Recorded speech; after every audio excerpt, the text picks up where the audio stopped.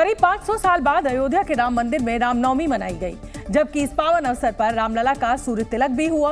दोपहर 12:01 पर भगवान श्री राम का सूर्य अभिषेक प्रारंभ हुआ, जो करीब 5 मिनट तक चला।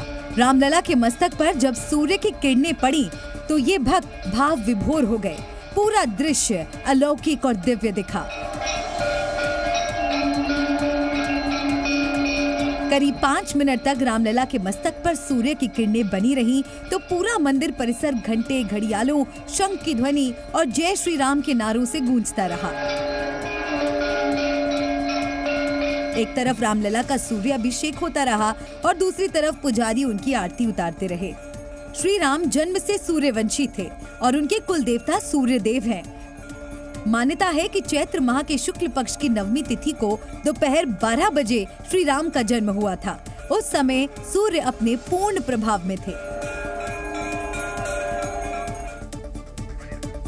लिहाजा ठीक उसी समय भगवान श्री राम का सूर्य तिलक हुआ। अयोध्या में सूर्य देव और रामलला का मिलन देखने को मिला और भारी संख्या में भक्त इस दिव्य दृश्य को देखने के लिए राम मंदिर पहुंचे। तो वहीं प्रधानमंत्री नरेंद्र मोदी भी सूर्य तिलक के इस अलौकिक दृश्य को अपनी स्मृतियों में कैद करते नजर आए। असम के नलबाड़ी में रैली के बाद पीएम मोदी ने इंटरनेट के जरिए रामलला का सूर्य अभिषेक देखा। इस दौरान विमान में बैठे पीएम मोदी भावुक नजर आए। यही नहीं, जिस वक्त वो रामलला का सूर्य अभिषेक देख रहे थे, उस वक्त उन्होंने अपनी चप्पल भी उतार दी। पीएम मोदी ने सोशल मीडिया प्लेटफॉर्म एक्स पर लिखा, नलबाड़ी की सभा के बाद मुझे अयोध्या में रामलला के सूर्य तिलक के अद्भुत और अप्रतिम क्षण को देखने का सौभाग्य मिला। श्री राम जन्मभूमि का ये बहुप्रतीक्षित क्षण हर किसी के लिए परमानंद का क्षण है।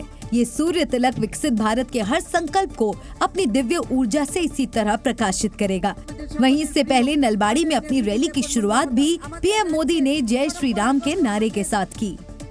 जय श्री राम, राम लक्ष्मण जानकी, जय बोलो हनुमान की। यही नहीं, प्रधानमंत्री मोदी ने असम के नलबाड़ी में रैली के दौरान विशेष रूप से अयोध्या में रामलला के सूर्य तिलक का जिक्र किया, क्योंकि जिस समय मोदी भाषण दे रहे थे, ठीक उसी समय अयोध्या में भगवान राम का सूर्य अभिषेक हो रहा था। लिहाजा पीएम मोदी ने रैली में लोगों से अपील की कि वो अपने मोबाइल फोन की लाइट जलाकर भगवान राम को प्रणाम करें। सूर्य तिलक की तरह हम भी अपने मोबाइल का फ्लैश निकाल करके, फ्लैश चालू करके, सब लोग अपने मोबाइल का फ्लैश चालू करें। सब लोग, भले दिखाई नहीं देगा लेकिन आप करें। जिसके बाद मंच पर बैठे बीजेपी नेताओं और रैली में आए लोगों ने मोबाइल का फ्लैश भी जलाया और जय श्री राम का उद्घोष भी किया। मेरे साथ बोलिए, जय श्री राम, जय श्री राम, जय जय श्री राम। इसके बाद पीएम मोदी ने राम लक्ष्मण जानकी, जय बोलो हनुमान की के नारे लगाए, जबकि रैली में मौजूद लोग भी ये उद्घोष दोहराते दिखे। राम लक्ष्मण जानकी, जय बोलो हनुमान की, राम लक्ष्मण जानकी, राम लक्ष्मण जानकी। इस मौके पर पीएम मोदी ने कहा कि 500 सालों के बाद ये मौका आया है जब रामलला का जन्मोत्सव उनके घर में मनाया जा रहा है।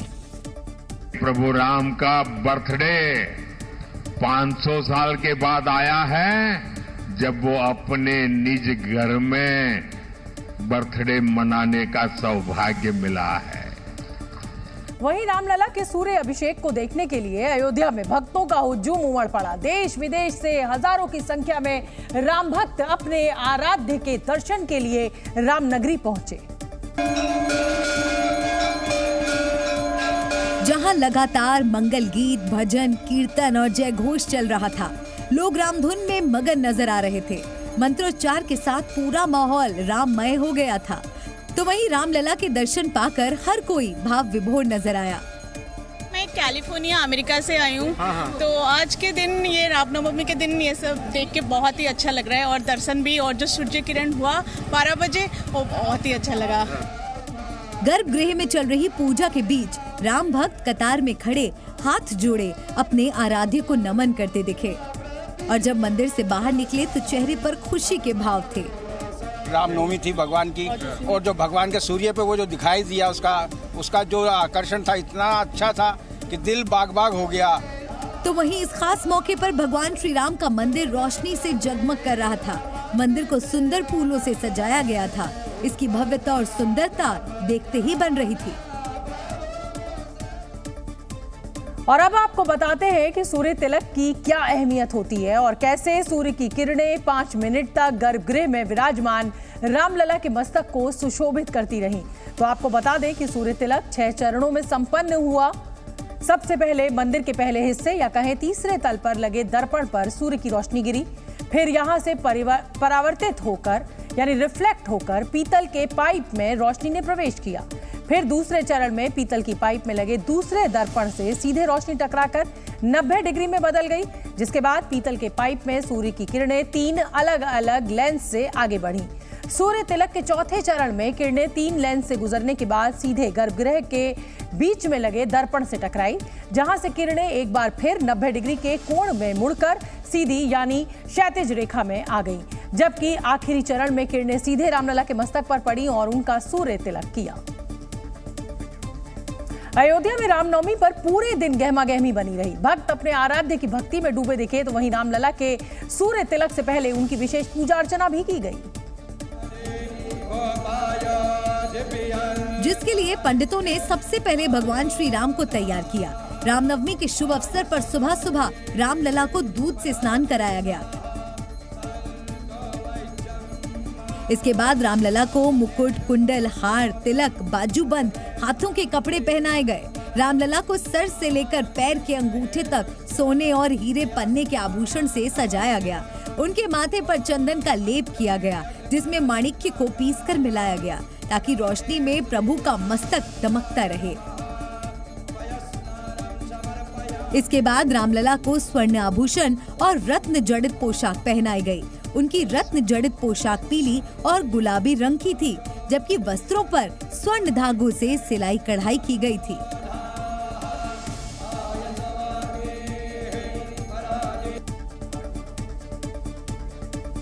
रामनवमी के अवसर पर अयोध्या नगरी जय श्री राम के नारों से गूंजती रही। राम मंदिर के साथ हनुमानगढ़ी की रौनक भी देखते ही बन रही थी। हर कोई अपने आराध्य की भक्ति में लीन नजर आया। पूरी अयोध्या राम के रंग में रंगी नजर आई। रामनवमी पर महिलाएं खुशी से झूमती दिखीं। बच्चे राम का स्वरूप बनकर अयोध्या पहुंचे, तो साधु संत जय श्री राम का उद्घोष करते नजर आए।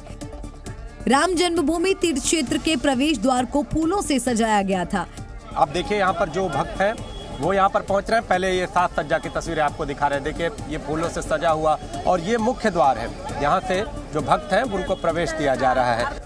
इसके अलावा सुरक्षा के भी पुख्ता इंतजाम किए गए थे। सीआरपीएफ के इंतजाम है। सुरक्षा व्यवस्था में उत्तर प्रदेश पुलिस के जवान लगाए गए हैं, कमांडो लगाए गए हैं, पीएसी बल तैनात किया गया है और हर एक चौराहे पर बैरिकेडिंग आपको दिखाई देगी। रामनवमी पर होने वाले सूर्य तिलक के भव्य आयोजन और भक्तों की सहूलियत का पूरा ख्याल रखा गया था, तो वहीं भक्तों के चेहरे पर अपने आराध्य के दर्शन पाने की खुशी भी दिखी। रामनवमी के मौके पर बंगाल में इस बार वो हुआ जो पहले कभी नहीं देखने को मिला। पश्चिम बंगाल के हावड़ा में इस साल ममता बनर्जी की पार्टी तृणमूल कांग्रेस ने भी रामनवमी की शोभा यात्रा निकाली। लेकिन इसे शोभा यात्रा कम, चुनावी यात्रा ज्यादा कहा गया, क्योंकि रामनवमी की आड़ में टीएमसी वोट मांगने में भी पीछे नहीं रही और हावड़ा लोकसभा सीट से टीएमसी उम्मीदवार प्रसून बनर्जी ने रामनवमी के जुलूस की आड़ में अपना चुनावी प्रचार किया। तृणमूल कांग्रेस का ये रैली है, जहां पर तृणमूल कांग्रेस के यहाँ के जो कैंडिडेट है प्रसून बनर्जी, वो यहाँ पर अपना इस ये जो रामनवमी की जुलूस है इसको अपना चुनावी प्रचार का एक माध्यम बना लिए है। क्योंकि पिछले 10 से 12 दिनों में ममता बनर्जी ये आरोप लगाती रही है कि बीजेपी रामनवमी के जुलूस की आड़ में दंगा करवाना चाहती है, लेकिन जब उनकी पार्टी के लोग ही शोभा यात्रा लेकर हावड़ा की सड़क पर उतरे तो रामनवमी की इस यात्रा को लोग सियासी चश्मे से देखने लगे। मंगलवार को कांकेर में हुए अब तक के सबसे बड़े नक्सली ऑपरेशन में सेना ने 29 नक्सलियों को मार गिराया और ये मुठभेड़ 4 घंटे तक चली, जिसका अब वीडियो भी सामने आया है। और वीडियो में दिखा कि दोनों तरफ से भयंकर फायरिंग हो रही है। घने जंगलों के बीच जवानों को नक्सलियों पर गोलियां बरसाते हुए साफ साफ देखा जा सकता है। वहीं जब जवानों ने नक्सलियों पर फायरिंग की तो दूसरी तरफ से जोर जोर से चिल्लाने की आवाज भी सुनाई दे रही है।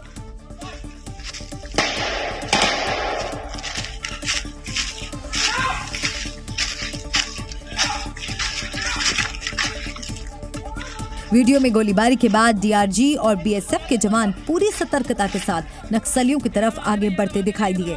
इस वीडियो को एक जवान ने शूट किया है, जिसमें उसे अपने साथियों से सावधानी के साथ आगे बढ़ने के लिए कहते हुए सुना जा सकता है। एकदम आगे नहीं, एकदम आगे नहीं, एकदम आगे नहीं, आराम से आड़ लेते हुए।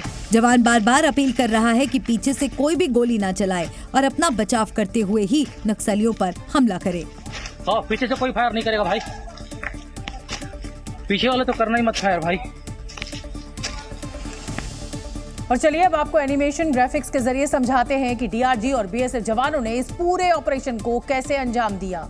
जवानों को कांकेर के हापाटोला के जंगलों में नक्सलियों के छिपे होने की खबर मिली थी।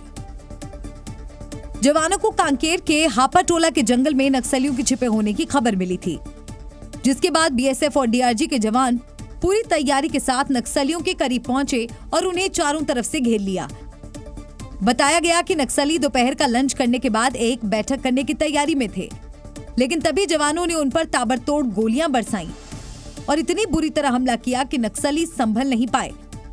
और 4 घंटे के ऑपरेशन के बाद जवानों ने 29 नक्सलियों को मार गिराया। इस मुठभेड़ में 15 महिला नक्सली जबकि 14 पुरुष नक्सली ढेर हो गए। कहा जा रहा है कि नक्सली लोकसभा चुनाव की वोटिंग से पहले किसी बड़ी घटना को अंजाम दे सकते थे, लेकिन सुरक्षा बलों की कार्रवाई में वो मारे गए।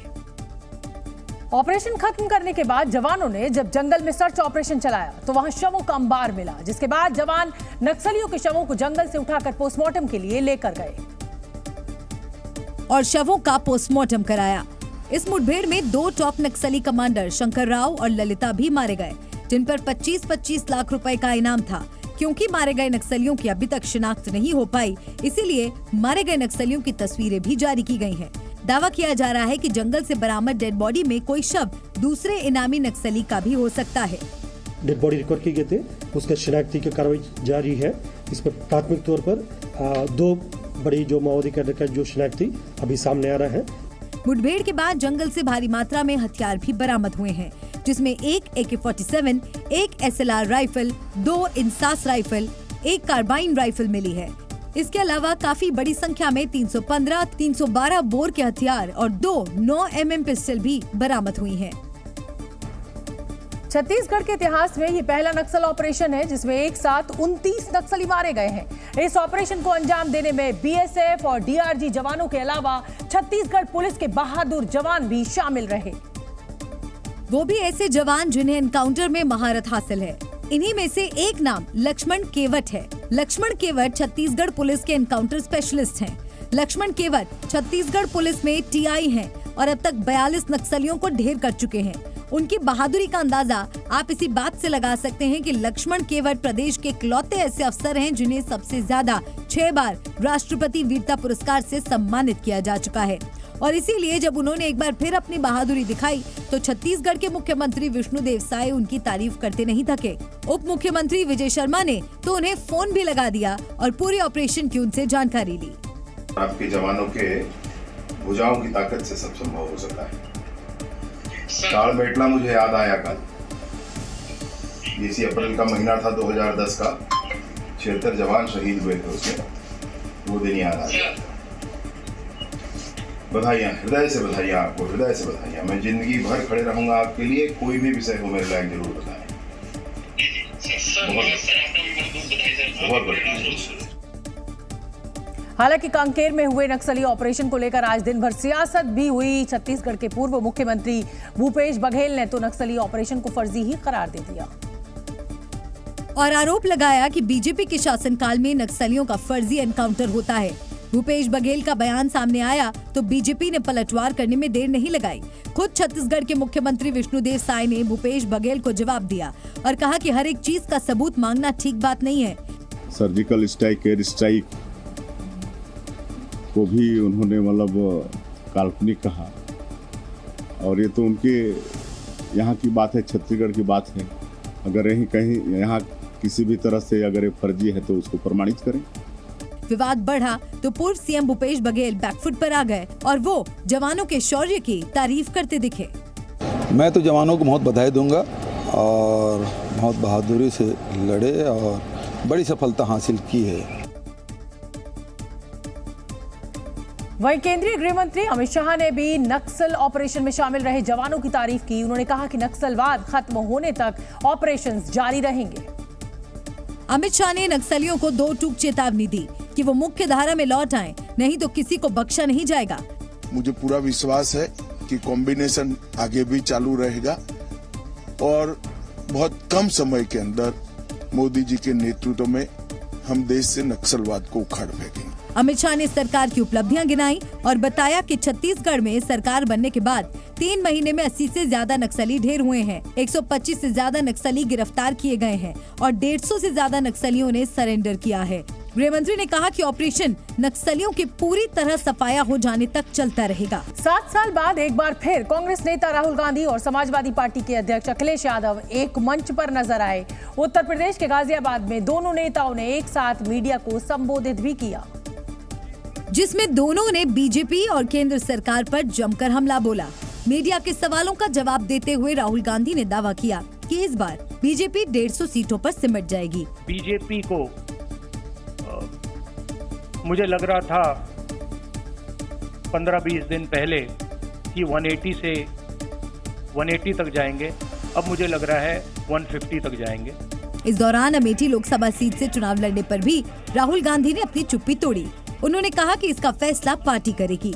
अमेठी की बात कांग्रेस का डिसीजन है, जो भी मुझे ऑर्डर मिलेगा मैं वो करूंगा।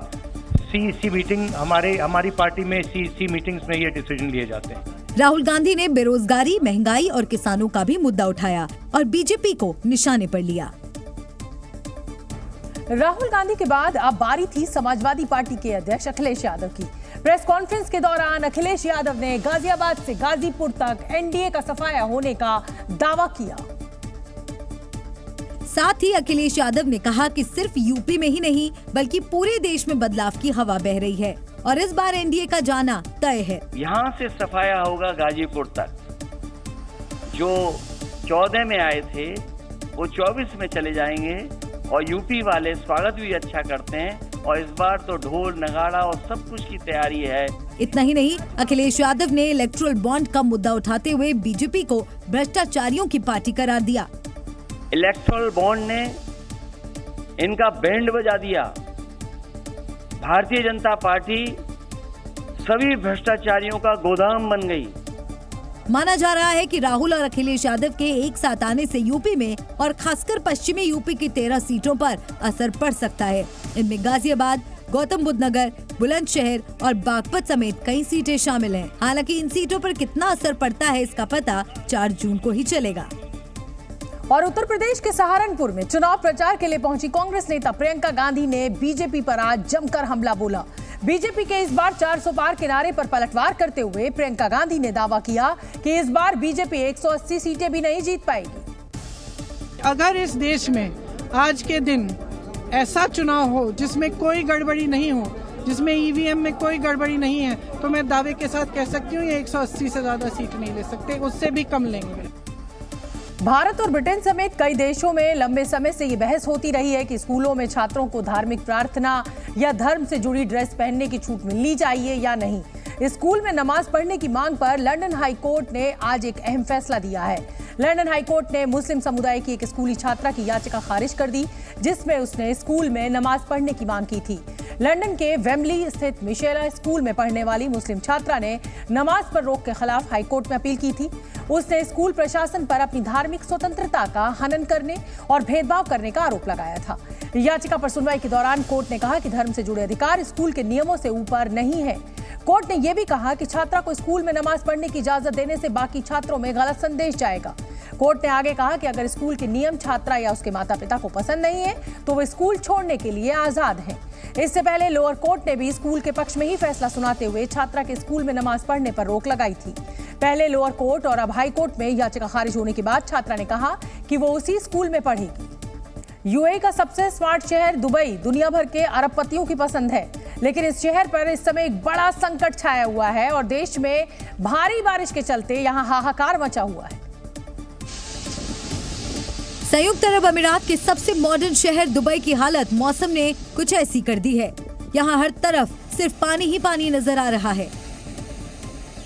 जहाँ कभी सड़कों पर तेज रफ्तार में गाड़ियाँ फराटा भरती थीं, वहाँ आज लोग रबर की नाव का इस्तेमाल कर रहे हैं।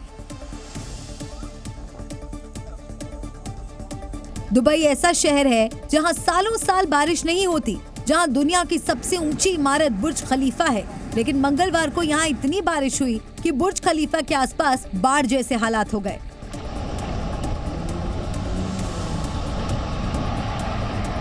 साथ ही बरसात की वजह से एयरपोर्ट से लेकर मेट्रो सेवा बुरी तरह प्रभावित हुई। इस बीच यूएई के मौसम विभाग ने बारिश की एक और तेज लहर की आशंका जताई है और लोगों से सावधान रहने को कहा है। वहीं विशेषज्ञों के मुताबिक दुबई और संयुक्त अरब अमीरात के अन्य हिस्सों में बड़े पैमाने पर बारिश क्लाउड सीडिंग के कारण हुई और 1949 के बाद पहली बार इतनी बारिश हुई है। एक ही दिन में करीब 1.5 साल के बराबर बारिश हुई। दुबई में 24 घंटे में 160 मिलीमीटर बारिश हुई। तेज बारिश से यूएई की राजधानी अबू धाबी के कई हिस्से दरिया में तब्दील हो गए। हर ओर सिर्फ और सिर्फ पानी नजर आया। बाढ़ के पानी ने शहर में तबाही मचा के रख दी। मूसलाधार बारिश से दुबई एयरपोर्ट में पानी भर गया। जलभराव की वजह से हवाई सेवा घंटों तक बाधित रही है और 45 फ्लाइट्स रद्द करनी पड़ी। वहीं कुछ विमानों को दूसरे एयरपोर्ट पर डाइवर्ट करना पड़ा। दुबई शहर की सड़कों पर पानी भरने से कई गाड़ियां डूब गई। सड़क पर गाड़ियों की कतार लग गई। जहां तक नजर जाए गाड़ियों की लाइन लगी है। रिकॉर्ड तोड़ बारिश को देखते हुए दुबई के स्कूल बंद कर दिए गए। सोशल मीडिया पर इसकी तस्वीरें और वीडियो वायरल होने लगी। दुबई इंटरनेशनल एयरपोर्ट पर पिछले 24 घंटे में 160 मिलीमीटर बारिश हुई, जिससे एयरपोर्ट की पार्किंग में खड़ी तमाम गाड़ियां डूब गईं। तेज बारिश के बाद दुबई के हाईटेक इलाकों की तस्वीर ही बदल गई। हर तरफ सैलाब दिखाई दे रहा है। बारिश ने चमचमाते शहर की हालत खराब कर दी। हर ओर सैलाब का कब्जा दिखाई दिया। रेगिस्तान में बसा दुबई ऐसा शहर है जिसकी चमक से पूरी दुनिया आकर्षित होती है और यहाँ बड़ी संख्या में लोग घूमने के लिए आते हैं, यानी टूरिज्म के लिए आते हैं। लेकिन 16 अप्रैल को अचानक इस डेजर्ट सिटी में इतनी बारिश हुई कि पूरा शहर पानी में सराबोर हो गया। वैज्ञानिकों का मानना है कि ये क्लाउड सीडिंग यानी आर्टिफिशियल बारिश की वजह से हुआ है। दरअसल दुबई प्रशासन ने 15 और 16 अप्रैल को क्लाउड सीडिंग के लिए विमान उड़ाया था। ऐसा माना जा रहा है कि इसमें कुछ लापरवाही हुई और इसी की वजह से ऐसी स्थिति पैदा हो गई। संयुक्त अरब अमीरात धरती पर सबसे गर्म और शुष्क क्षेत्रों में से एक है जो बारिश को बढ़ाने के लिए क्लाउड सीडिंग तकनीक का इस्तेमाल करता है। इस तकनीक का मुख्य उद्देश्य बढ़ती आबादी और अर्थव्यवस्था की पानी की मांग को पूरा करना है। यूएई ने 2002 में क्लाउड सीडिंग ऑपरेशन शुरू किया था। क्लाउड सीडिंग के जरिए बादलों में सिल्वर आयोडाइड या पोटेशियम आयोडाइड का इस्तेमाल किया जाता है। इसके अलावा ड्रेनेज सिस्टम यानी पानी निकासी की व्यवस्था ठीक न होना भी शहर में पानी भरने की एक बड़ी वजह बताया जा रहा है। भारी बारिश से खाड़ी के देश बेहाल हैं। सऊदी अरब, बहरीन और ओमान जैसे देशों में हालात बेहद खराब हैं। ओमान में बाढ़ से करीब 20 लोगों की मौत हो गई, तो वहीं कजाकिस्तान भी बाढ़ से पूरी तरह बेहाल है। ओमान में इस समय कुदरत कहर बरपा रहा है। भारी बारिश से राजधानी मस्कट समेत तमाम इलाके डूबे हुए हैं। पानी में फंसे लोगों को निकालने के लिए सेना और पुलिस रेस्क्यू ऑपरेशन चला रही है। सेना के जवान लोगों को हेलीकॉप्टर के जरिए नीचे रस्सी डालकर ऊपर खींच रहे हैं और सुरक्षित जगह पहुंचा रहे हैं। ओमान की राष्ट्रीय आपातकालीन प्रबंधन समिति के मुताबिक अलग अलग हिस्सों में अचानक आई बाढ़ के बाद कम से कम 17 लोग मारे गए, जिसमें ज्यादातर बच्चे शामिल हैं। वहीं कजाकिस्तान में भी इन दिनों यूराल नदी उफान पर है। देश के कई शहर पानी में डूब गए हैं। कजाकिस्तान में बाढ़ के कारण घरों, सड़कों और खेतों में पानी भर गया। इस बाढ़ से उत्तरी कजाकिस्तान, अकोतोबे, पश्चिमी कजाकिस्तान सबसे ज्यादा प्रभावित रहे। कजाक सरकार के मुताबिक बाढ़ की वजह से 1 लाख से ज्यादा लोगों को अपना घर छोड़ना पड़ा।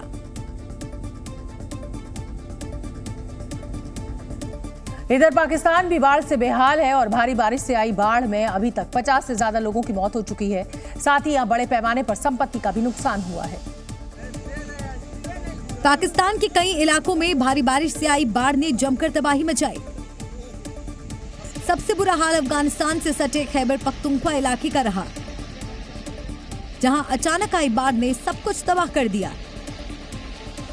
खैबर पख्तूनख्वा, बलूचिस्तान, इस्लामाबाद, पेशावर समेत तमाम इलाके भारी बारिश से बेहाल हैं। वहीं पाकिस्तान सरकार ने अलर्ट जारी किया है। और बात अगर जान माल के नुकसान की करें, पूरे पाकिस्तान में करीब 50 लोगों की मौत हुई है।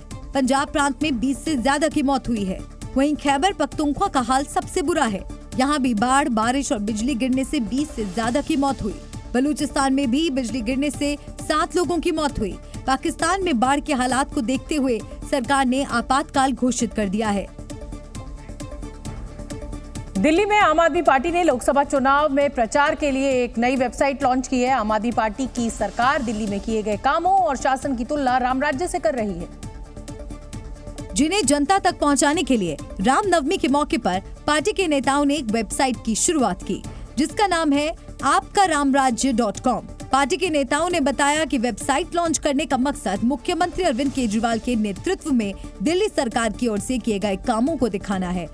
अरविंद केजरीवाल जी दिल्ली के 2 करोड़ लोगों को अपना परिवार मानते हैं और इस परिवार की तरह, एक परिवार की तरह उन्होंने दिल्ली की सरकार को पिछले 9 साल से चलाया। पार्टी के नेता संजय सिंह ने दावा किया कि दिल्ली में राम राज्य के सपने को केजरीवाल सरकार ने साकार किया। फ्री बिजली किसी ने कल्पना भी नहीं की थी कि फ्री बिजली भी दी जा सकती है। आजादी के बाद पहली सरकार है जिसने फ्री बिजली योजना लागू की।